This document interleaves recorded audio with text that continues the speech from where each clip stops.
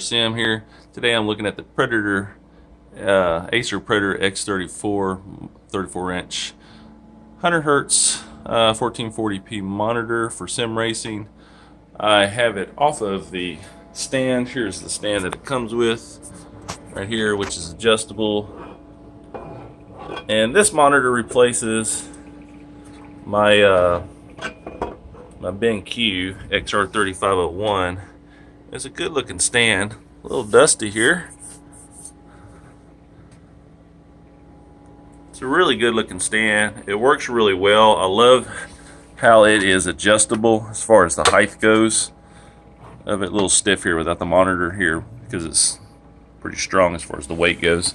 If you don't have it on a fixed monitor stand like I'm using right now, then this is definitely the way to go. I wish my BenQ that I had this too, so I could lower the screen down properly to my wheel, and then of course get it forward as much as I can. Being that these legs are so long, it's really hard to get that monitor forward to you when you're working off of a table like this and stuff.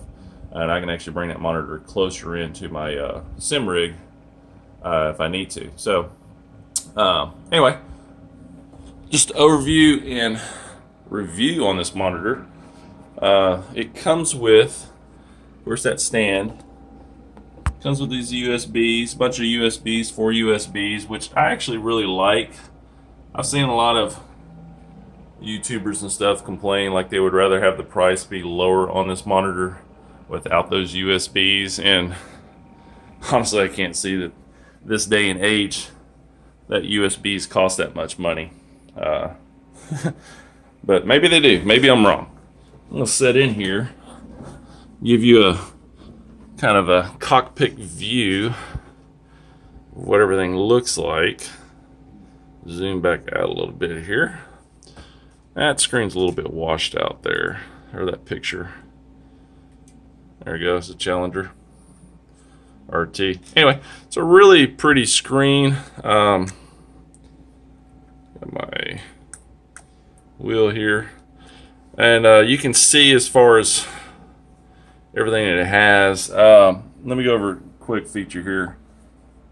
The menu system here, and of course it has underglow lighting and stuff. I have it set on blue. You can switch it to blue, red, green, I think yellow. I just leave it on blue. And that's a really nice feature. I like that. It has speakers on the monitor as well. They're kind of a pity.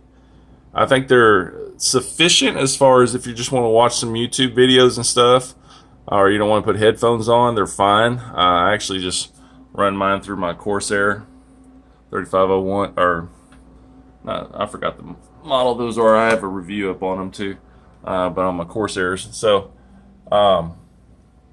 but the monitor does have, of course, the HDMI hookup, so you can hook your Xbox or PS4 to it.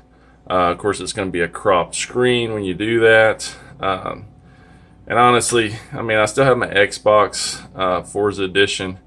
I don't really have a need for it anymore. I mean, when Forza 7 comes out, it's going to be on PC, just like Forza Horizon 3 is now. And it's just a much better experience in widescreen than it is cropped 16:9 ratio screen. So 25 by 1 is the way to go as far as widescreens go. Fills up the peripheral real good. But anyway, back to, I'm going to try to cover everything on here if I can, keep this as short as possible. But here's your menu system here. I'm just using this off of my LG V20 phone and auto settings here. But here's your different inputs, and you can see you can scroll through them and change your lighting, your refresh rate, saturation, gamma. It has some presets as well for game modes. I don't really use those. I don't think they really do a very good job. Max refresh rate 60 Hertz. Why is it on 60 Hertz? I'll have to switch that maybe from my update. Let's see. Now you'll be able to see the screen is kind of Oops, wrong one.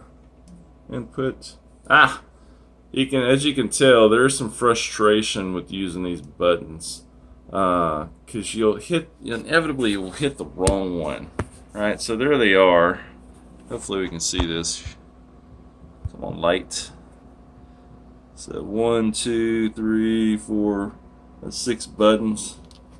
This end one turns on and off the screen, and they're a pain in the ass. There should be a toggle or something. They're just crap. It's really hard to get used to, and this is how it comes up, just to show you. And this is picking up some bleed here and here, and you do have it, just to show you, you do have it, backlight bleed in the corners and stuff. It looks worse on this phone than it actually is in person, just from the glare from behind me.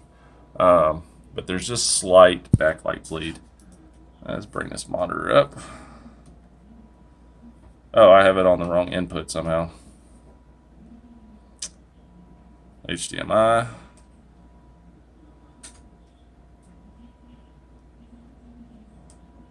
Switch it again.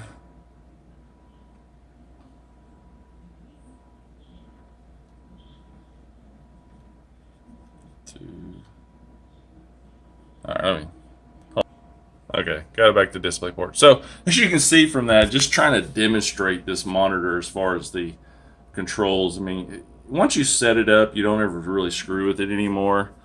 So that problem does go away fairly fast. Let me look at, let's see what I have. So here's the settings, just so you can see. You can scroll up and input. These little arrows here is related to the buttons underneath. So scroll up and down.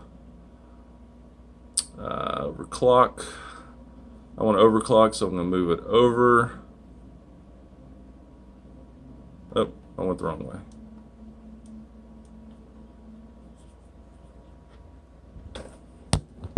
Nope. Let's not change the language on accident.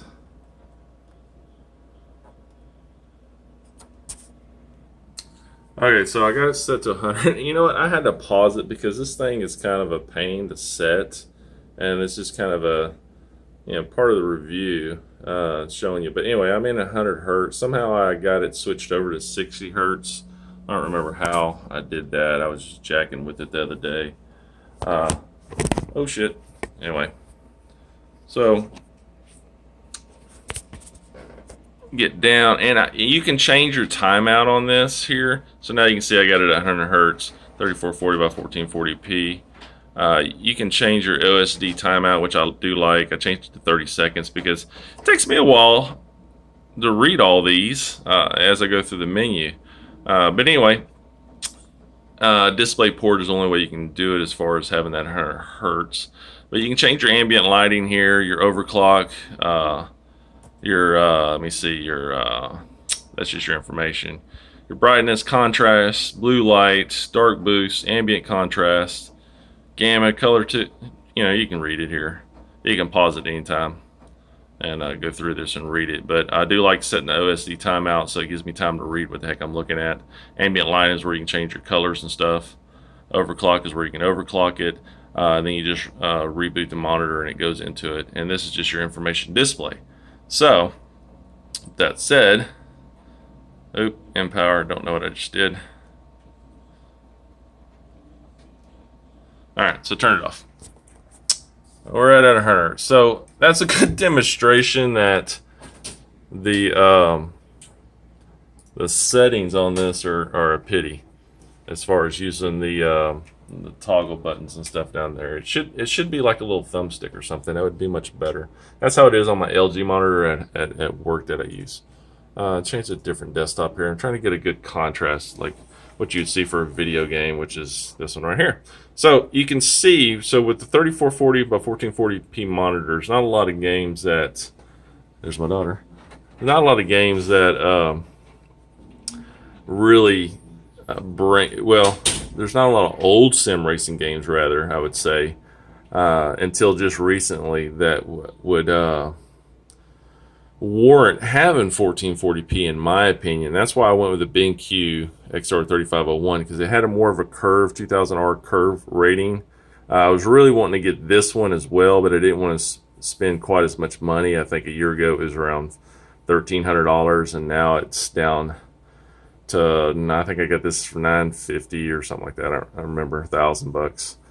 But since I wouldn't have got this monitor had I had knocked over my BenQ and cracked the screen, which I may throw a link up in the video up there as far as showing you that. But I ended up selling that one for parts on eBay. So, but anyway, back to this monitor.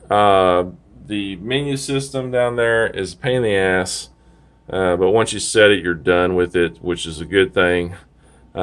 As far as the curvature of this compared to the 2000R rating, I forgot what rating this one is. Maybe 1800 or something like that. No, wait, the bigger the number, the less it is. So I think 2500 or so. But anyway, correct me if I'm wrong. It's not as drastic as the BenQ is, but I would say I miss it a little bit, because I did like that the sides come in a little bit more. But when I'm doing YouTubing or doing videos, if you want to change your videos or watch, scroll through websites and stuff, I don't like it being curved in as much as that. Now I have a flat panel 34-inch LG 1440p monitor I use for my daily at work, design engineer, and for valves. It's flat, and I actually miss the curvature of this monitor compared to the flat one, even though for productivity when I'm running calculations and stuff in Excel, and I'll have SolidWorks, but it's I'd like it to be in on me a little bit more, and I tend to find myself leaning to the left of the desk sometimes to look at one portion of it, and a little bit to the right to look at the other. But when I notice when it's curved like this, it brings it to me, to my face a little bit more, to where I don't feel like I need to lean one way or the other to properly see what I want to see. Hopefully that makes a little bit of a sense. 2000R curves would be too much for daily task stuff, but this curvature is actually just perfect, I think. So had I done it again, I would have probably got the curved version of the LG one that I had at work. But back to this Acer BenQ, or sorry, this Acer Predator X34. Love it. Let me pull up Assetto Corsa and let you have a bird's eye view of what it looks like when you're actually racing on that. So what else can I say about it? Okay, it comes with a stand. You can adjust the height. That's great. The speakers on it are like, they're okay. They do the job. The USBs, love the USBs. Let me turn this down. As far as that, the options, more options, the better for me. I like that it does have speakers, although I would have, been just fine without them. I think since this monitor is catered to gamers, speakers are probably a waste of money, and they probably have them. They probably didn't cost them much to put them in there, anyways. But it's something they can add a little bit more cost to the monitor. I think it could have been dropped out, lower the cost maybe by $50, and then that would have been even better. But this is a year-old monitor on the market as far as that goes, and it actually holds up really well. Normally, I would say in the past, you didn't really need that high of a resolution, 1440p. Turn that down. You didn't really need 1440p. I'm going to just turn that volume all the way off for sim racing. Because the games didn't look that great a year ago. They didn't look as good. The only one that looked as real good would be Assetto Corsa here, and in my opinion anyway, and then Project Cars. But now Project Cars 2 is coming out. It's going to be in 4K, built-in 4K. So this is 3K resolution. You're gonna pull in a lot more pixels than your 1080p, and it's going to look a little bit better eye candy, or a lot better eye candy. Now, a year later, the Sims have come up, and they're looking a lot better. Even Assetto Corsa to me looks better now. Assetto Corsa actually looks a lot better in 1440p than I thought it would compared to 1080p. And dropping in the hertz didn't really hurt me too much. Here you can see this is 77 hertz right here. And generally, you know, between there to 90 hertz range. So here, let me get to an in-cockpit view here. My mouse. There you go. So you have an idea of what's going on. So this is what you see when you're racing. So pretty good. The peripherals, you know, vision comes in nicely when you're steering through it. The graphics wise, this looks badass. Definitely a big difference over 1080p. 1080p. So, you know, when you're sim racing, you want this monitor as close to you as you can without hurting your eyes to get the proper field of view as if you're in a real car driving it. So you don't really see your peripheral, you know, you see more of the screen, I think, in a real car. And that's where a triple kind of comes in a little bit better, I think. But if you compare this to VR, you kind of see it cropped like this as well in VR. And it's not till you turn your head till you see more. Using Track IR really helps in that range. So if you can only have a budget for one monitor, I believe 1440p would be the way to go, providing you have enough graphics card to push it. If I had a 1080 Ti that came out, I'm sure I'd be up over 100 FPS, where this monitor is going to cap you at 100 hertz anyway. But I don't see a big difference. You know, I am sensitive enough to frames per second. Definitely tell the difference between 30, 40 FPS to 60 FPS, and rightly so, from 60 to 100, 100 to 144. Dropping from 144 hertz at 1080p to say around 80 hertz to 100 hertz in 1440p, the difference is negligible. It's not that big of a difference. It doesn't pull you out of the experience coming from 144 hertz. And the eye candy that you pick up as far as what you're picking up on the screen further down is a lot cleaner and clearer coming to you than it was at 1080p. So 1080p, to get the proper field of view, you know, you're getting the monitor close to you when you sim race. And you know, let me pause and put a different video on too, just to give you a little bit of variety here. Okay, so here's another video going. So back to what I was saying, and I'm running 84 FPS right there, 83, 81. It goes up and down. But so with what I was saying is, at 1080p, when you have it close to you, you have the monitor close to you, pixels are bigger. It's not as clean looking to you. These letters don't look as clean. They look more jaded. Although I don't think the graphics on these are very good anyways on this particular car. But the lighting and everything is so much better in 1440p.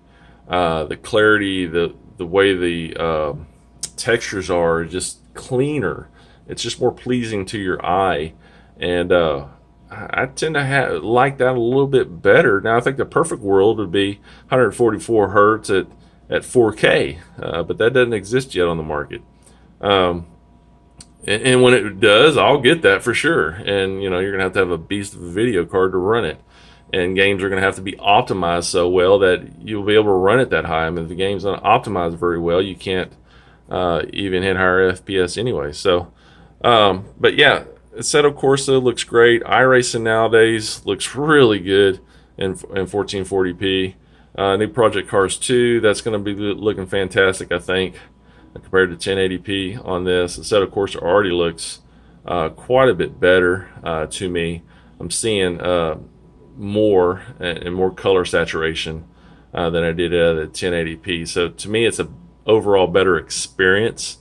If you have to have just one monitor, 100 hertz, I think is plenty, unless you're someone that's really susceptible to seeing a difference between, let's say, 160 hertz and 100 hertz. You know, if you're a e-gamer or something like that, you know, you're esports rather, and you're doing shooters and stuff. Yeah, I could see that you probably want 144 hertz, just so you have that.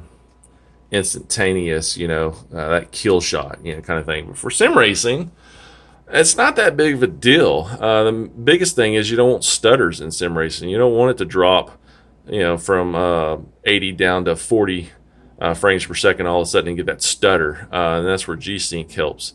And this is a G-Sync monitor. To tap on that G-Sync monitor thing. And this is my second video of trying to do this here because the first one didn't come out as well. G-Sync is kind of hit and miss, I think. If you have enough video card, you don't need G-Sync. I didn't feel I needed G-Sync with a 1080p monitor at all at 144 hertz with the BenQ. Never had any stutters or anything like that. I mean, you had occasional frame drops between if the game runs off the GPU or the CPU kind of thing. So, say 95%, 98% of the time, never had a problem with it. Now, when you're doing a graphically intensive game, say like Assetto Corsa and stuff, and you're running 1440p, you're running almost double the pixels. So of course your frame rate's going to drop off the same video card that you had before. And if it drops so low, that's where the G-Sync helps. Now, G-Sync to me is kind of a bit of a, it works, but it's not as awesome as they try to portray it to be. I've noticed in windowed view, if you try to set it up in your system as far as the work in windowed and full screen view, I get stutters. But if I just leave it in full screen view, I don't get stutters. So it's got a little bit of hiccups to it, I think. But honestly, if you have enough video card, you'll never drop low enough to need G-Sync. So your money's better spent on a video card than spending it on a G-Sync monitor. As far as you spending it on a 1440p monitor, then yeah, definitely get that. That's better spent. But if you're on the fence between a 1440p with G-Sync and not G-Sync, if you got enough video card, don't need G-Sync. You don't need to spend that extra $300 that G-Sync adds to the price, or $200 or something like that. That adds to the price, in my opinion. But as far as sim racing, this gives you a really good view. When you use Track R, single screen, 100 hertz seems fine, seems plenty, providing you have enough video card. If you're running anything less than, I think, than a 980 Ti, don't get this monitor. Spend your money on a better GPU, a higher end GPU. And then get the monitor. Or if you get the monitor, then you're going to be hitting around 40-30 frames per second, trying to dumbing down your graphics on your game to get your FPS back up, which then is just going to take away from the prettiness of having a higher end monitor. So there's your decision on that. But anyway, I hope this was helpful. This is running a little bit long, 23 minutes already. But I'm enjoying the monitor a lot. I've been testing this out for a couple months now, a month and a half, I guess now. And compared to my BenQ, I was going to get this one over the BenQ in the beginning a year ago. I just thought, prettier is going to be better. But I got kind of hung up on the FPS and stuff. And I think the FPS does make a big difference in shooters. For sim racing, not as much to me, in my opinion. You could probably have a better experience with triples running at 100 hertz, 3 of them, than you would with single at 1080p, with 144 hertz. Obviously more real estate, you'll have a better experience. So, but anyway, this monitor works great. Love it. I'm not paid from Acer. Didn't get it from Acer. Bought it with my own hard-earned money. And so yeah, I'm not paid by anybody. This is a unbiased review, and if I thought it was crap, I would tell you it was crap, but I think it's pretty good. I think it's actually really good. It looks really good. And even on games like, say, The Division or Ghost Recon Wildlands, it looks absolutely beautiful. The scenery and stuff is just gorgeous. The color saturation, the contrast, the brightness is enough. You can see here all the little shadows and stuff going through here. it picks up everything. It's just more vivid to you than a 1080p, especially since you have it closer to you. It doesn't have the eye strain that a 1080p monitor would have, since this is a 1440p. A lot more pixels in a square area than a 1080p, so it's naturally going to look better. But anyway, I hope that covers. Hope I've covered any questions that, say, a sim racer might have for this monitor. Just to recap, great monitor. 100 hertz seems to be plenty for it. If I run a 1080 Ti, I'm sure I'd be pegged out at 100 hertz all the time on some games. Actually, some games like iRacing, I'm at 100 plus hertz anyways. R Factor 2, 100 plus hertz usually. Automobilista is not even worthy of this monitor as far as graphics goes. As far as a sim racing game, it's completely awesome. But graphics wise, like, not so good. R Factor 2 now looks way better than it used to in the beta form with the DirectX 11. But menu system down there, it's crap. The underglow lighting, I think it's really cool. I like it. I mean, I've got lighting everywhere here anyways, and it just adds to the fun. The curve of it's great. It comes in on you. I think if you had the money, you'd probably step up the VR and using this as a single monitor for other things like work productivity and other games. This is really all you need. I'm going to rewind that again there. Really all you would need. But for sim racing with a single screen, I give it a thumbs up on that. I'm not going to rate it. I think ratings are kind of, number ratings are a little bit corny, saying this is an 8 out of a 10 or something like that. I'm going to rate this more as a buy or don't buy. And this is, to me, is a buy if you have the funds and you can't afford triples. This would be the way to go. Anyway, that's it. I hope you enjoyed this. I will post this one up. Of course, this will be on my YouTube channel because you're watching it now on my YouTube channel. But also post it up on my blog, tjrsim.com. So go visit my blog. I keep up with a lot of sim racing news in the community and bring you other reviews that I find across the web as well. So, until next time, we'll see you on the track. I'm out.